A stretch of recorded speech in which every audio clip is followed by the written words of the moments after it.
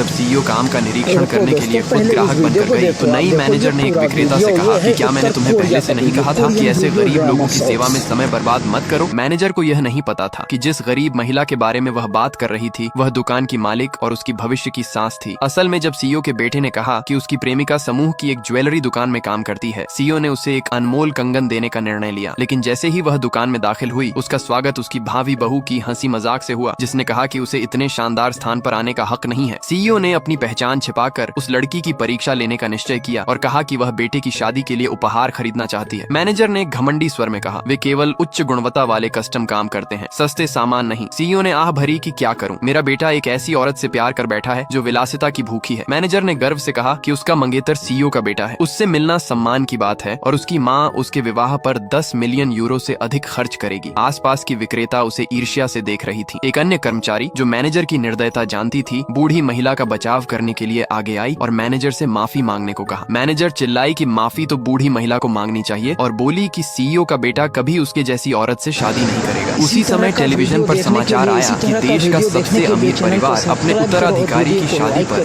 10 million euro खर्च करेगा। Manager ने सोचा कि यह खबर उसके बारे में है और फूल गई। बिना देखा कि स्क्रीन पर चेहरा उसकी ग्राहक का था जो उसके मंगेतर की माँ थी। सीईओ ने दुकान का प्रतीकात्मक आभूषण देखने की इच्छा जताई जिसे उसने उद्घाटन के समय डिजाइन किया था। मैनेजर ने उसे उसके हाथों से छीनने की कोशिश की और कहा कि उसके जैसे गंदे हाथ इतने कीमती गहने को छूने के योग्य नहीं है। तभी धक्का मुक्की में कंगन जमीन पर गिर गया। घबराकर मैनेजर ने तुरंत बूढ़ी महिला पर आरोप लगाया कि इसे उसी ने तोड़ा है। उसने उसका बैग छीन लिया, फिर उस युवा कर्मचारी को थप्पड़ मारा जो ग्राहक का बचाव कर रही थी और उसे दखल न करने का आदेश दिया। गुस्से में मैनेजर ने सीईओ का बैग खंगाला और उसमें केवल एक पुराना मोबाइल फोन पाया। गुस्सा होकर उसने फिर थप्पड़ मारा और कहा कि वह अपने परिवार को फोन करे और नुकसान की भरपाई करे। सीईओ ने अपने बेटे को फोन किया कि तुरंत ज्वेलरी दुकान पर आओ, मेरे पास तुम्हारे लिए एक सरप्राइज है। चिंतित बेटे ने अपनी मंगेतर को कॉल किया कि क्या उसकी माँ दुकान में है। उसने मीठे स्वर में कहा कि नहीं, बस एक बूढ़ी औरत है जो परेशानी कर रही है। फिर हंसी और बोली कि बेवकूफ मंगेतर मेरी हर बात पर विश्वास करता है। तभी सीईओ को समझ आया कि यह औरत उसके बेटे से प्यार नहीं करती, वह केवल उसकी संपत्ति की लालची है। गुस्से में उसने उसकी कपटता और नैतिकता की कमी को उजागर किया। अपमानित मैनेजर ने सिक्योरिटी को बुलाया लेकिन वफादार पुराने गार्डों की जगह उसका प्रेमी आया। जब उसने बूढ़ी महिला को बाहर निकालने की कोशिश की तो उसने कहा कि वह ग्रुप की सीईओ है। मैनेजर हंसी कि उसकी सास इतनी गरीब बूढ़ी औरत कभी नहीं हो सकती। प्रतीकात्मक कंगन अभी भी जमीन पर पड़ा था। अज्ञानी और घमंडी मैनेजर ने उसे उठाकर फिर जोर से फेंक दिया और सीईओ पर चोरी का आरोप लगाया। युवा कर्मचारी ने हस्तक्षेप किया और उसे एक और थप्पड़ मिला। मैनेजर ने उसे भी चोरी का साथी कहा और अपने प्रेमी को आदेश दिया कि उन्हें सजा दे। उसने मांग की कि बूढ़ी महिला घुटनों पर बैठे और माफी मांगे। सीईओ ने इनकार किया पर वह खुद को बचा न सकी। लेकिन उसी समय उसका बेटा वहां पहुंच गया।